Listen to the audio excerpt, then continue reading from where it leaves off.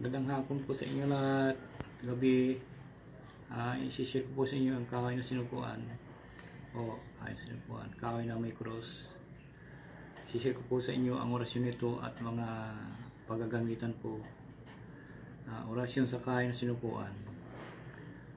Bago ang lahat ay mag-like, mag-subscribe po, mag-share para ma-notified po kayo sa aking YouTube channel. Maraming salamat po. Ang paggagamitan po nito ay sa negosyo, sa tindahan, politika, sport, pag-apply ng visa o trabaho, sa pag-ibig, pampaamo ng taong matigas ng kalooban at pampagaan ng sitwasyon at mahirap tanggihan. Ang may taglay nito ay ginamit pa ng mga ninuno hanggang ngayon. Una sa lahat po ay magdasal muna tayo ng Ama namin na luwalhati at sunod po yung orasyon nito. Ama namin na sa langit, sambahin ang pangalan mo, ikaw na manghari sa amin. Sundin mo ang iyong kalooban mo dito sa lupa at sa langit. Bigyan mo po kami ng pagkain kailangan namin sa araw na ito. Tawarin mo po kami sa aming mga kasalanan, tulad papatawad namin sa mga nagkasala sa amin. At huwag mo kaming ihirap sa ipit ng pagsubo, kundi ilin mo kami sa masama sapagkat iyo ang kariyan at kapangyarihan at kapurihan magpakailanman. Amin.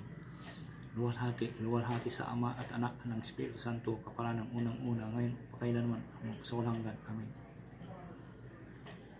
At isunod po yung orasyon nito, ang kahoy na sinukuan, ang magagamit po nyo. Pag may taglay kayo nito, anting-anting, ay napakabisa po ito. Pampaamo ng lahat ng mga tao na matigas ang ulo, kalooban. Narito po ang usalin ko po yung orasyon po nito. Sukuan Sumiya Talubli Dibata Namtam Sanitam Koreang Sukuhum. Sukuan Sumiya Talubli Dibata Namtam Sanitam Koreang Sukuhum. Sukuan Sumiya Talubli Dibata Namtam Sanitam Koreang Sukuhum. Yung panghuling sukuan po, ipadyak po yung pangkanan, ipadyak po yung kanang paa at hip po. At isunod po yung susi nito, mitang pidirektong mare susunod. Sana po tangkilikin mo ito. Napakabisa po itong kahoy na sinukuan.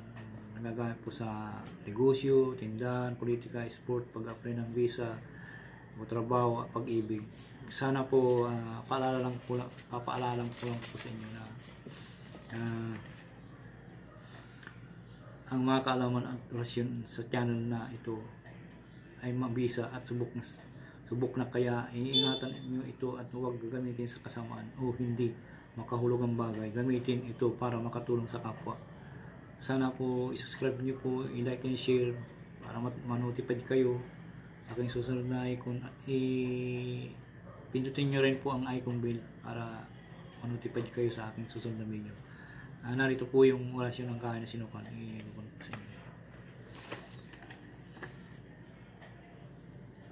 Ito po.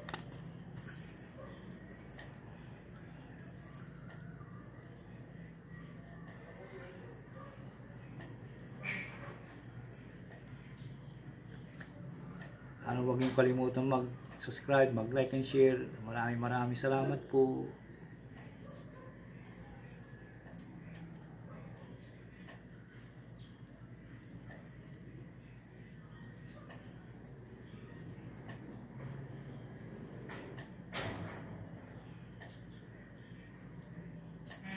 Maraming salamat, babay po.